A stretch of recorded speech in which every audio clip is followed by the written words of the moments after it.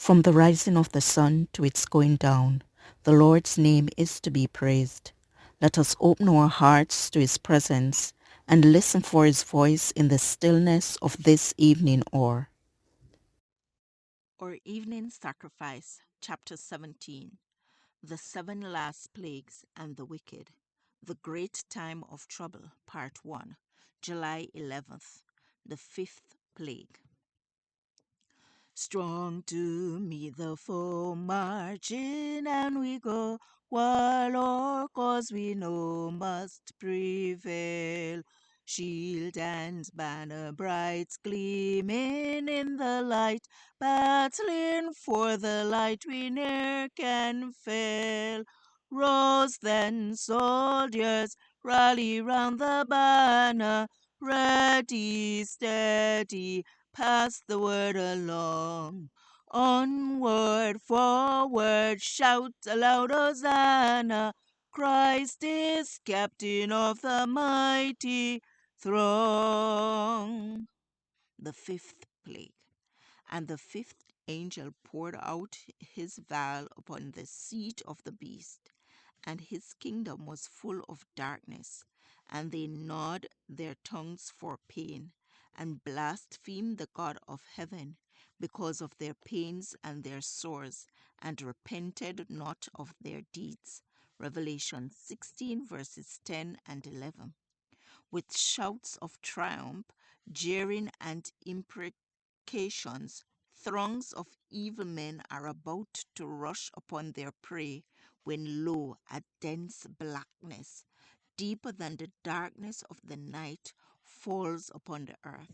Then a rainbow shining with the glory from the throne of God opens the heavens and seems to encircle each praying company.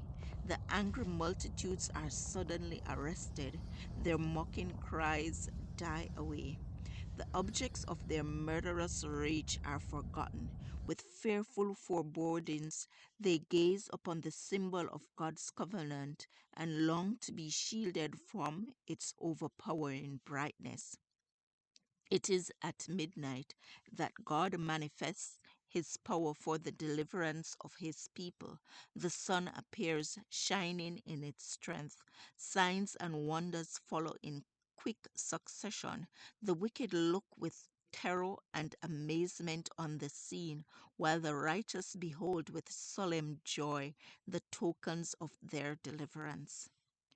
There appears against the sky a hand holding two tables of stone folded together. Says the prophet, the angels shall declare his righteousness, for God is judge himself. Psalm 50 verse 6.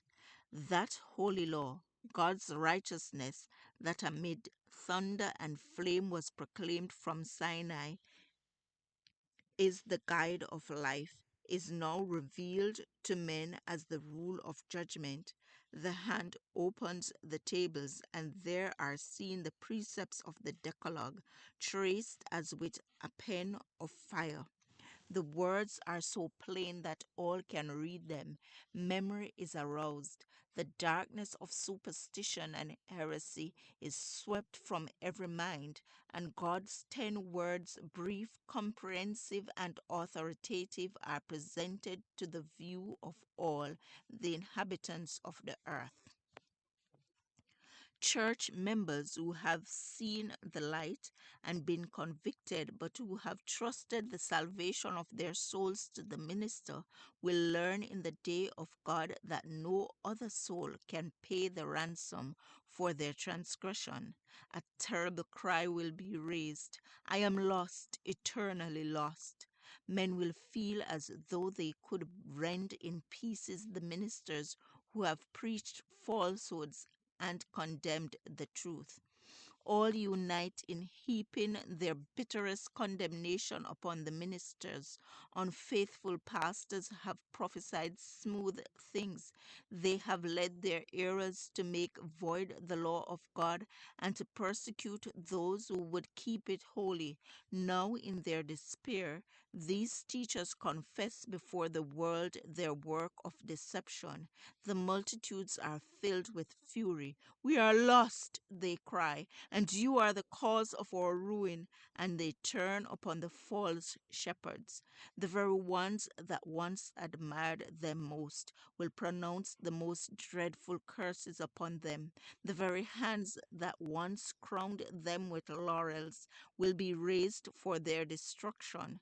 The swords which were to slay God's people are now employed to destroy their enemies.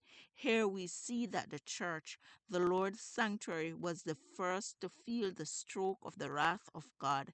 The ancient men, those to whom God had given great light and who had stood as guardians of the spiritual interests of the people, had betrayed their trust. God's word is made of none effect by false shepherds. Their work will soon reach upon themselves. Then will be witnessed the scenes described in Revelation 18 when the judgments of God shall fall upon the mystical Babylon.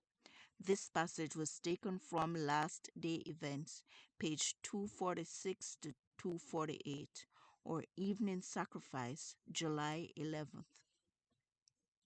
O thou God of all, hear us when we call. Help us one and all by thy grace.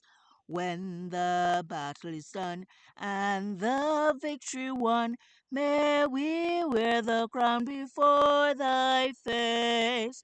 Rose I then. encourage you to connect with God and receive strength to overcome obstacles each day. Thank you for listening.